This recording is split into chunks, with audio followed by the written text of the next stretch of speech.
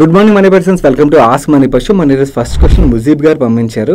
Hi Sagar, Mujeeb from Dubai. ఆయన actually 3 companies గురించి and ఆ కంపెనీస్ ఆయన ఫైండ్ అవుట్ చేసిన ప్రాసెస్ గురించి చాలా డీటెయిల్గా రాశారు. ఒకటి ముజీబ్ గారు, మీరు ఈ ప్రాసెస్ మొత్తం క్లియర్గా రాశారు కాబట్టి నేను క్లియర్లీ అర్థం చేసుకోగలను. మీరు క్వశ్చన్ రాసేటప్పుడు నాకు అర్థమవుతుంది మీరు ప్రాసెస్ ఏదైతే ఫాలో అవుతుందో దాని మీద ఏమాత్రం మీకు డౌట్ ఉండొచ్చు. But I can tell you, మీకు ఏమాత్రం 1% డౌట్ ఉన్నా కూడా డౌట్ని పక్కకు పెట్టేయండి. You are one of the smartest investor I have seen in markets. చాలా తక్కువ మంది ఉంటారు మీలా ఇలా వర్క్ చేయగలిగిన వాళ్ళు, వేలల్లో లెక్క పెట్టచ్చు. నేను నా ఎంటైర్ కెరీర్లో చూసుంటాను. సో ఎవరైతే ఇది ఈజీ కాదు, మీరు ఫాలో అవుతున్న ప్రాసెస్ ఫాలో అవ్వడం అంత ఈజీ కాదు. బట్ ఎవరైతే ఫాలో అవుతారో, ఫాలో అయిన వాళ్ళు with in short time they will make lot of money అన్నమాట. అండ్ మీరు కంప్లీట్లీ పర్ఫెక్ట్గా ఫాలో అవుతున్నారు. మిగిలిన ఎవరైతే సీజన్ ఇన్వెస్టర్స్ నేను చూసానో ఈ ప్రాసెస్ ఫాలో అయ్యే వాళ్ళని, వాళ్ళు ఎలా అయితే ఫాలో అవుతున్నారో, ఇన్ఫ్యాక్ట్ నేను కూడా కొన్నిసార్లు ఈ ప్రాసెస్ని ఫాలో అవ్వడానికి ప్రయత్నించాను. బట్ నా వల్ల అవ్వలేదు, అందరికీ అన్నీ సెట్ కావు. సో కొందరు మాత్రమే చేయగలరు, అందుకనే క్రౌడ్ తక్కువ అన్నాను కదా. నా మిగిలిన వ్యూవర్స్ ఎవరైనా ఏంటి ఈ ప్రాసెస్, నేను ఎందుకు ఇంతలా పొగుడుతున్నాను అనుకుంటారేమో. టెల్ యూ, మీరు కూడా అడాప్ట్ చేసుకోగలిగినట్టయితే నేను చెప్తున్నాను గైస్, ఎవరైతే దీన్ని అడాప్ట్ చేసుకోగలరో they will definitely make lot of money for sure. And నేను ఈ ప్రాసెస్ చెప్పేటప్పుడు చాలామంది మ్యూచువల్ ఫండ్లు పిఎంఎస్లు చేసి స్పెషల్ సిచ్యువేషన్ ఇన్వెస్టింగ్ ఏదైతే ఉన్నదో దానికి కనెక్ట్ అవుతుంటారేమో. అదే కదా, సేమ్ థింగే కదా అని కాదు. Actually is doing much deeper work అన్నమాట. మ్యూచువల్ ఫండ్లు పిఎంఎస్లో ఏంటంటే మనకి 500 కోట్ల మార్కెట్ క్యాప్, 1000 కోట్ల market cap, already well known బాగా పెద్ద పెద్ద బిజినెస్లు ఏవైతున్నాయి వాటి మీద ఫోకస్ చేస్తుంటారు. వేరేజ్ ఆయన ఏం చేస్తున్నారంటే ఈ కార్పొరేట్ యాక్షన్స్ ఏవైతే మనకు రోజు ఎక్స్చేంజెస్లో ఫైల్ అవుతాయో వాటిలో టేక్ ఓవర్ కేసులు ఏవైతున్నాయి, ఎస్పెషల్లీ టేక్ ఓవర్ కేసుల్లోని ఆయన వర్క్ చేసి, అండ్ అవి కూడా 100 కోట్లు బిలో మార్కెట్ క్యాప్లో ఉన్న వాటి మీద వర్క్ చేస్తున్నారన్నమాట. ఆయన ఒక ఎగ్జాంపుల్ రాశారు బరిస్తా కాఫీ షాప్ గురించి. Barista is there in business from very very long time. కాకపోతే it's a loss making business. Coffee day అలాగో ఇది కూడా లాస్ మేకింగ్ బిజినెస్. కాకపోతే ఎప్పుడైతే న్యూ ప్రమోటర్ టేక్ ఓవర్ చేశారో, సో టేక్ ఓవర్ చేసిన తర్వాత ఈ బిజినెస్ ఆల్రెడీ బ్రాండ్ ఉన్నది. సో బ్రాండ్ ఉండేసరికి స్టాక్ అయింది ఫట్మన్ నో టైం 10x 15x పెరిగిపోయింది. దాని తర్వాత పెరగక ముందు ఐడెంటిఫై చేయడం ఇంపార్టెంట్. ఇప్పుడు పెరిగిపోయిన తర్వాత మీకు సోషల్ మీడియాలో చాలా చోట్ల కనబడుతుంటుంది. ఇప్పుడు ఎవరైనా కొంటే బలైపోతారు, అలా కాదు. మనం యాక్చువల్లీ పెరగక ముందు ఐడెంటిఫై చేయాలన్నమాట. హీఈస్ డూయింగ్ దాట్ వర్క్ అన్నమాట. మనం ఫస్ట్ ఆ కార్పొరేట్ యాక్షన్ సైడ్ అది ట్రాక్ చేసిన తర్వాత దాంట్లో మనకు అంత ఈజీగా ఉండదు. న్యూ ప్రమోటర్ ఎవరైతే వస్తున్నారో స్ట్రాంగ్ ప్రమోటర్ కాదా అన్నది ఎక్స్చేంజ్ ఫైలింగ్ చదివేస్తే అర్థమైపోతుంది. ఎందుకంటే అక్కడ కంపెనీ పేర్లలో ఉంటాయన్నమాట. సో మనం ఆ కంపెనీ ఎవరు ఓన్ చేస్తున్నారు అన్నది మళ్ళీ వెళ్ళి ట్రాక్ చేయాల్సి ఉంటుంది. ట్రాక్ చేసిన తర్వాత ఆ డైరెక్టర్స్ ఒక ట్రాక్ రికార్డ్ ట్రాక్ చేసి అది లింక్ చేసుకోవాల్సి వస్తుంది. ఇవన్నీ స్టోరీ లింక్ చేసుకున్నప్పుడు అప్పుడు ఒక క్లారిటీ వస్తుంది ఇది వర్తా కాదా అన్నది. ఎందుకంటే మనకి చాలా కంపెనీస్ టేక్ ఓవర్ అప్డేట్లే వస్తుంటాయి. సంవత్సరాలు వందలు వస్తాయి, కానీ అన్నింటిలోని వర్కౌట్ అవ్వదు. కొన్ని కేసుల్లోనే వర్క్ అవుతుంది. మీరు 2 నెలలకు ఒక కంపెనీని ఐడెంటిఫై చేసినా చాలు, okay, will at least make 10x అన్నమాట. గుడ్ టేక్ ఓవర్ కేసు అయినట్టయితే. సో మిగిలిన వాళ్ళు ఎవరైనా ఇది ఫాలో అవ్వట్లేనట్టయితే, ఫాలో అవ్వగలిగితే ట్రై చేయండి. కాకపోతే ఫస్ట్ ఐడెంటిఫై చేయడానికి పేషెన్స్ ఉండాలి, బై చేయడానికి పేషెన్స్ ఉండాలి. ఎందుకంటే బై చేయాలంటే సెల్లర్ ఉండడు, సో రోజు కూర్చొని ఉండాలి, ఓకే, చాలా కష్టం అది. అండ్ ఈవెన్ హోల్డ్ చేయడానికి పేషెన్స్ ఉండాలి. ఎందుకంటే న్యూ కంపెనీ ఏదైతే టేక్ ఓవర్ చేసిందో వాళ్ళు వెంటనే బిజినెస్ని టర్న్ అరౌండ్ చేయాలని రూల్ లేదు కదా. సో టర్న్ అరౌండ్ చేయకపోవచ్చు. సో హోల్డ్ చేయాలంటే ప్రాబ్లం ఏంటంటే ఈ కంపెనీలోని సర్క్యూట్లో ఉంటాయి అన్నమాట, పైకి కిందకి. సో చాలా పేషెన్స్ టెస్ట్ చేస్తుంటుంది. అండ్ ఈవెన్ ఎగ్జిట్ కూడా చాలా పేషెన్స్ ఉండాలి. ఎందుకంటే ఎగ్జిట్ కాల్ కూడా రైట్ టైంలో తీసుకోవాలన్నమాట. సో ఎగ్జిట్ కాల్ కూడా తీసుకోగలిగినట్టయితే ఈ స్ట్రాటజీని అడాప్ట్ చేసుకుంటే మాత్రం డెఫినెట్లీ ఎవరైతే అడాప్ట్ చేసుకుంటారో they will definitely make lot of money. But అందరూ వల్ల కాదు, దీనికి it requires lot of time. And Mujeeb గారు, యూఆర్ డూయింగ్ ఫ్యాంటాస్టిక్ వర్క్. మీరు ఇది కంటిన్యూ చేసి will make lot of money. మన నెక్స్ట్ క్వశ్చన్ మైత్రి రెడ్డి గారు అడుగుతున్నారు. యాక్చువల్ రీసెంట్ టైంలో నన్ను భయపెట్టిన క్వశ్చన్స్లో ఇది నెంబర్ 1 పొజిషన్లో ఉంటుంది. ఫస్ట్ ఆవిడ క్వశ్చన్ చదువుతాను, దాని తర్వాత ఆన్సర్ షేర్ చేస్తాను. We have a way to withdraw the credit card amount with charges of 1%. Maybe ఎక్కడైనా స్వైప్ చేసి 1% పే చేసి ఆ డబ్బులు తీసుకుంటారేమో. So we will have 45 days time to repay the amount with 0% charges. Can we withdraw this amount and invest in risk free aggressive mutual funds, అది కూడా బ్రాకెట్లో small cap funds, where we can get at least 2% return after all the expenses, ఎగ్జిట్లో stamp duty పోగా. Is it a good approach? I believe it's a risk-free because mutual funds will not give losses over a period of time. If it is not even giving profit within 45 days, no problem. I can repay this amount from my subsequent month salary. మైత్రి రెడ్డి గారు, even మైత్రి రెడ్డి గారే కాదు, మిగిలిన వ్యూవర్స్లో ఎవరైనా కూడా ఇలా investment approach follow అవ్వచ్చు అని ఆలోచిస్తున్నట్టయితే, మీరు ఈ వీడియోని హెడ్ఫోన్స్ పెట్టుకొని చూస్తున్నట్టయితే నా ఒక రిక్వెస్ట్, ఫస్ట్ హెడ్ఫోన్స్ మీ మొబైల్ నుంచి తీసేయండి, ఈ ఆన్సర్ని స్పీకర్లో పెట్టండి. మీ చుట్టుపక్కల మీ ఫ్యామిలీ మెంబర్స్ ఉన్నట్టయితే వాళ్ళని కూర్చోబెట్టడానికి ప్రయత్నించండి. ఎందుకంటే ఫస్ట్ థింగ్ మీ సైకాలజీని కంట్రోల్ చేయాల్సి ఉన్నది అండ్ మీరు చేసుకోలేరు, అది మీ పక్కన వాళ్ళు ఎవరైనా చేయాలి. ఎందుకంటే ఫస్ట్ థింగ్ మీరు ఆలోచిస్తున్న విధానం ఏదైతే ఉన్నదో ఇది completely wrong. This is not investing, this is gambling. Okay, ఆ గ్యాంబ్లింగ్ మైండ్ సెట్ ఒక్కసారి బిల్డ్ అయిన తర్వాత దాని నుంచి బయటకు రావడం కష్టం అన్లెస్ ఫ్యామిలీ మెంబర్స్ సపోర్ట్ ఉంటే తప్పించి. And I can clearly see మీ క్వశ్చన్ బట్టి మీరు లాస్ట్ 3 monthsలోనూ 1 yearలోనూ ఈక్విటీ మార్కెట్స్లోకి ఎంటర్ అయి ఉంటారు. అండ్ మార్కెట్లో ఏదైతే రిటర్న్ కనబడుతుందో ఇలాగే ఉంటుంది అని చెప్పి అనుకున్నారు. అండ్ స్మాల్ క్యాప్స్లో రిస్క్ ఫ్రీ అండి. స్మాల్ క్యాప్స్ రిస్క్ ఫ్రీ ఏంటండి? Small caps actually negative return ఇవ్వడం కాదు, 3-4 సంవత్సరాలు ఎటువంటి రిటర్న్ ఇవ్వకుండా నెగిటివ్ రిటర్న్ ఇచ్చిన సినారియోస్ కుప్పలు ఉంటాయి. ఓకే, ఫస్ట్ థింగ్ మార్కెట్ని అర్థం చేసుకోవడానికి ప్రయత్నించండి. ఇది ఇన్వెస్టింగ్ కాదు. స్మాల్ క్యాప్లో ఇన్వెస్ట్ చేయాలంటే మినిమం 7 year హోల్డింగ్ పీరియడ్ ఉండాలి.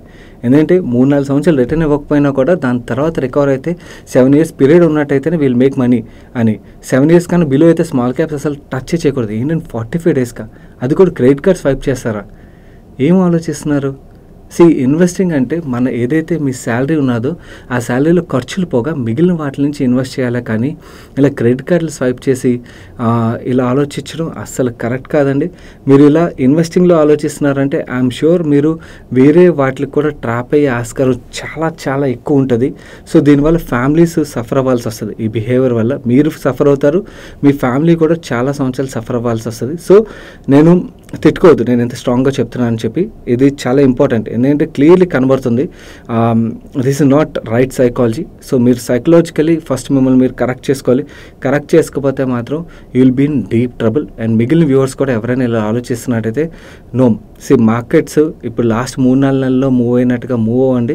And there is no risk free అండి. ఈక్విటీ ఇన్వెస్టింగ్లోని మీరు ఈవెన్ ఇండెక్స్లో ఇన్వెస్ట్ చేసినా కూడా లెస్ దాన్ 3 years మీరు అసలు ఈక్విటీని ఆలోచించకూడదు. 3 years and less than 5 years ఈక్విటీని ఆలోచించకూడదు. ఓకే, లాస్ట్ 2-3 years ఏదో డిఫరెంట్ కేసు ఆల్టుగెదర్. ప్రతిసారి ఇలా వర్కౌట్ అవ్వాలని లేదు. Please change your mind set. Okay, first అర్థం చేసుకోండి మార్కెట్స్ని. దాని తర్వాత మీరు మార్కెట్లో ₹1 పెట్టండి. అండ్ మార్కెటే కాదు, ఈ గ్యాంబ్లింగ్ అప్రోచ్తోని చాలా కష్టం. You have to be very very careful. మన next question smart tricks Telugu అనే హ్యాండిల్ నుంచి వచ్చింది. Recently I started analyzing about a stock called electro steel casting limited where the fundamentals have improved a lot after Srikalahasti pipes acquisition done. This company is going to benefit on government plan on spending money on water etc. Can you please share your views about the fundamentals of the company?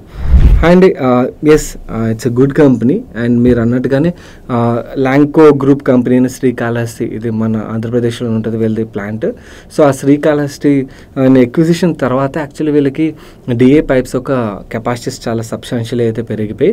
And DA pipes విషయంకి వచ్చేసరికి దీన్ని manufacture చేసే companies మన కంట్రీలోని 10-12 ఉన్నాయి. Large players అయితే 5-6 ఉంటారు. ఎందుకంటే ఇక్కడ basically approvals రావడం అనేది కష్టం అన్నమాట. సో అందుకని చెప్పి చాలా తక్కువ మంది ప్లేయర్స్ ఉంటారు. అండ్ ఇన్వెస్ట్మెంట్ కూడా చాలా హెవీ ఇన్వెస్ట్మెంట్ రిక్వైర్మెంట్ ఉంటుంది. అందుకని వీళ్ళు మార్కెట్ షేర్ మన ఇండియాలో చూసినట్టయితే 25% మార్కెట్ షేర్ ఉన్నది. అండ్ ఓవరాల్ వీళ్ళు చాలా పైప్స్ మ్యానుఫ్యాక్చర్ చేసినా కూడా ఈ డిఏ పైప్స్ నుంచి వీళ్ళకి 60% పైన రెవెన్యూ వస్తుంది.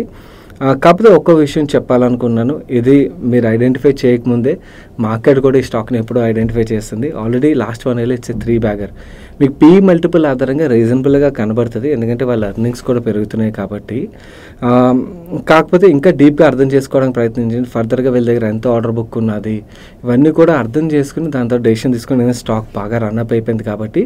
కాకపోతే ఒక సర్ప్రైజ్ ఎలిమెంట్ అయితే ఉన్నది, వీళ్ళకి కోల్ బ్లాక్ కాంపన్సేషన్ ఒకటి రావాల్సి ఉన్నది JSW స్టీల్ దగ్గర నుంచి. సో ఆ కోల్ బ్లాక్ కాంపన్సేషన్ వచ్చినట్టయితే 1500 కోట్ల పైన రావాలి. కాకపోతే అది ఎప్పుడు వస్తుందో చూడాలి. మేనేజ్మెంట్ అయితే నెక్స్ట్ ఇయర్ ఫస్ట్ హాఫ్లో వస్తుందని ఎక్స్పెక్ట్ చేస్తున్నారు.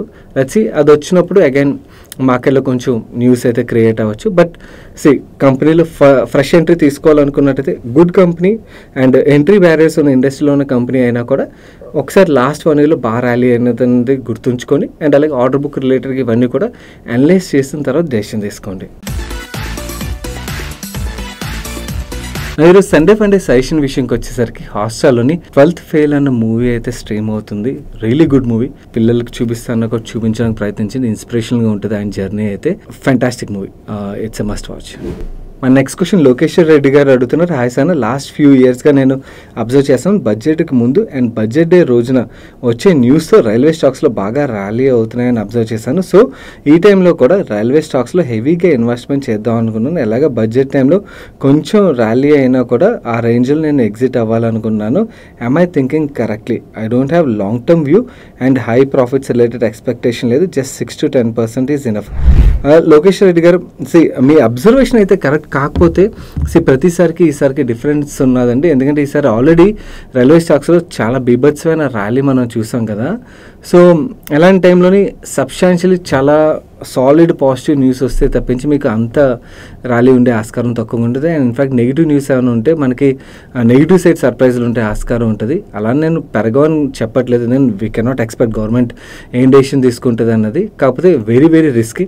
ఇంతకుముందు సినారియోస్ కన్నా కూడా ఈసారి ఇలాంటి డెసిషన్ తీసుకోవడం అన్నది మీకు రిస్క్ అడ్జస్టెడ్ రిటర్న్ ఆధారంగా చూసినట్టయితే మాత్రం రిస్క్ అన్నది రిటర్న్ కన్నా కూడా చాలా ఎక్కువగా కనబడుతుంది. మన నెక్స్ట్ క్వశ్చన్ సందేశ్ అడుగుతున్నారు. హాయ్ సందేశ్, ఎలా ఉన్నారు? తను ఒక కాన్సెప్షువల్ క్వశ్చన్ అడుగుతున్నారు. బ్యాంకింగ్ స్టాక్స్లో ఎప్పుడు ఎంటర్ అవ్వడం కరెక్ట్? ఇంట్రెస్ట్ రేట్లు పెరుగుతున్న సినారియోలోనా పడుతున్న సినారియోలోనా? నేను ప్రజెంట్ సినారియో బట్టి అడగట్లేదు, జనరల్గా కాన్సెప్ట్ రిలేటెడ్గా అడుగుతున్నాను అంటున్నారు. సందేశ్, యాక్చువల్లీ బ్యాంకింగ్ స్టాక్స్ మనం ఎప్పుడు ఇలా చూడకూడదు. గుడ్ మేనేజ్మెంట్స్ రెండు సినారియోస్లోని వాళ్ళు బెనిఫిట్ అయితే తీసుకోగలుగుతారన్నమాట. బట్ మోస్ట్లీ ఇంట్రెస్ట్ రేట్లు తగ్గే సినారియోలో బ్యాంక్స్ కొంచెం బెనిఫిట్ అన్నది ఎక్కువగా ఉంటుంది. అయినా కూడా ఇలా కన్నా యాక్చువల్లీ టాప్ మేనేజ్మెంట్ ఎవరున్నారు అండ్ వాళ్ళు దాన్ని ఎలా యూజ్ చేసుకోగలరు అనే దాని మీద డిపెండ్ అయి ఉంటుంది అన్నమాట.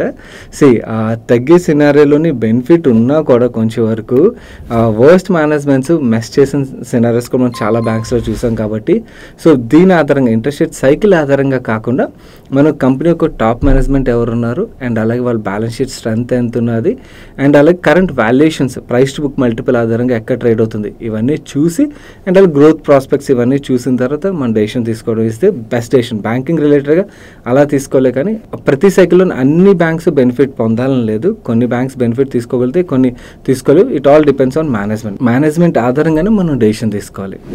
మన నెక్స్ట్ క్వశ్చన్ కరుణాకర్ గారు అడుగుతున్నారు. ఆయన, నేను పొలం పని చేయగా నాకు 4 లక్షలు వచ్చి 5 స్టాకుల పేర్లు రాశారు, వీటిలో ఎక్కడ ఇన్వెస్ట్ చేయొచ్చు అని అడుగుతున్నారు.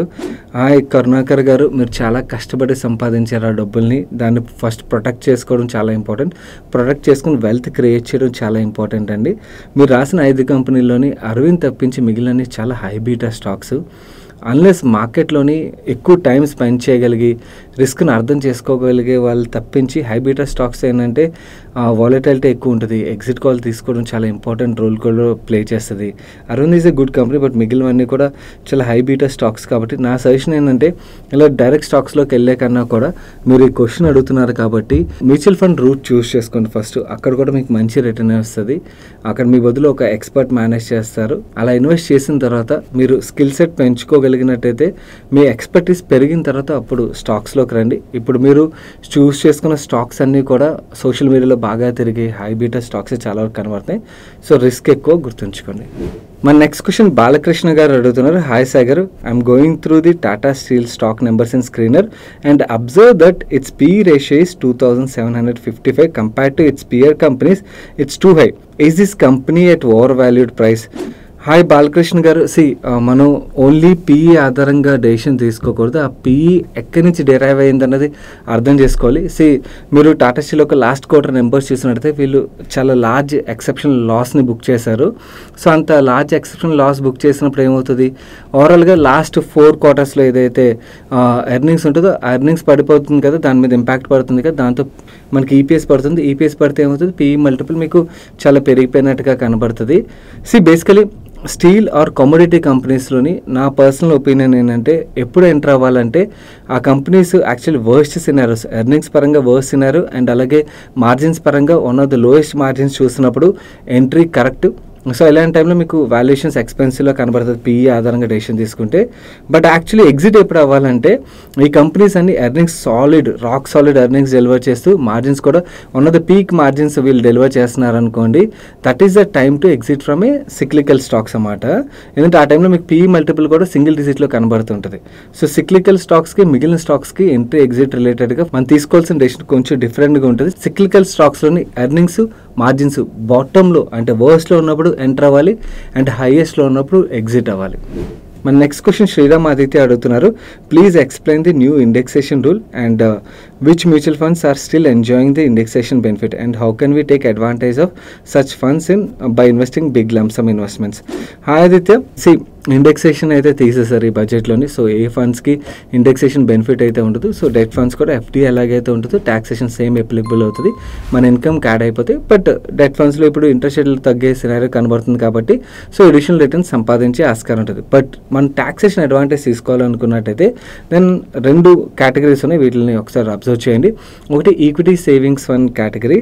ఇక్కడ ఏంటంటే మనకి ఈక్విటీ ట్యాక్సేషన్ వస్తుంది, బట్ ఈక్విటీ ఎలొకేషన్ చాలా తక్కువ ఉంటుంది. తక్కువ ఎలొకేషన్తోనే ఈక్విటీ ట్యాక్సేషన్ అడ్వాంటేజ్ ఉంటుంది అన్నమాట. ఏంటంటే మనకి ఈక్విటీ ట్యాక్సేషన్ అడ్వాంటేజ్ కావాలి 65% ఈక్విటీలో ఇన్వెస్ట్ చేయాలి కదా, ఇక 10-20% 30% ఇన్వెస్ట్ చేసి ఈక్విటీ ట్యాక్సేషన్ అడ్వాంటేజ్ ఇవ్వగలుగుతారు అనమాట. మిగిలిన పార్ట్ని ఆర్బిట్రేజ్లో పెట్టడం వల్ల అది ఈక్విటీ కింద కన్సిడర్ అవుతుంది కాబట్టి మనకి ఆ ఈక్విటీ యొక్క ట్యాక్సేషన్ అడ్వాంటేజ్ దొరుకుతుంది. ఆర్ ఇంకొంచెం అగ్రెసివ్గా వెళ్ళగలిగినట్టయితే బ్యాలెన్స్ అడ్వాంటేజ్ కేటగిరీ కూడా గుడ్ కేటగిరీ. కాకపోతే కొంచెం మన డెట్ ఫండ్స్తో కంపేర్ చేసినట్టయితే వాలటాలిటీ అనేది వీటిలో ఎక్కువగా ఉంటుంది. తక్కువ వాలటాలిటీ ఈక్విటీ సేవింగ్స్లో ఉంటుంది, కొంచెం ఎక్కువ వాలటాలిటీ బ్యాలెన్స్ అడ్వాంటేజ్లో ఉంటుంది. ఇంకా అక్కడి నుంచి మనకు రిస్క్ పెరుగుతుంటుంది అనమాట, అగ్రెసివ్ హైబ్రిడ్స్ కానీ ఇలా పెరుగుతూ వెళ్ళినట్టయితే.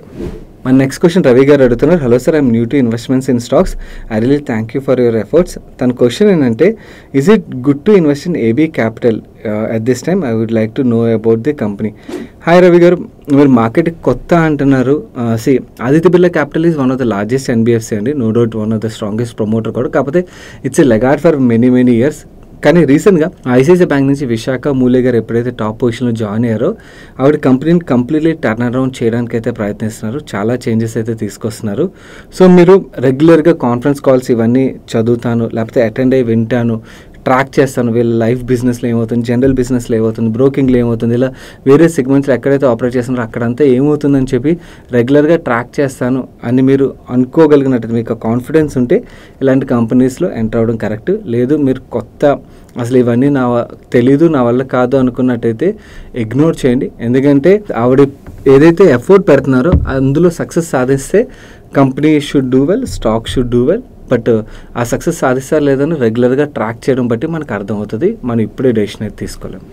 మన నెక్స్ట్ క్వశ్చన్ చంద్రశేఖర్ గారు అడుగుతున్నారు, ఆయన యాక్చువల్లీ హెచ్ఎఫ్ రిలేటెడ్గా అడుగుతున్నారు, ఫుల్ లెంత్ వీడియో చేయండి, దీని రిలేటెడ్ ట్యాక్సేషన్ అడ్వాంటేజెస్ ఇవన్నిటి గురించి షేర్ చేయండి అని చెప్పి. చంద్రశేఖర్ గారు, మీరు ఛానల్కి కొత్త ఏమో, ఆల్రెడీ ఛానల్లోని హెచ్ఎఫ్ రిలేటెడ్గా కంప్లీట్ డీటెయిల్స్ కవర్ చేసి ఒక వీడియోని అయితే రిలీజ్ చేసాం.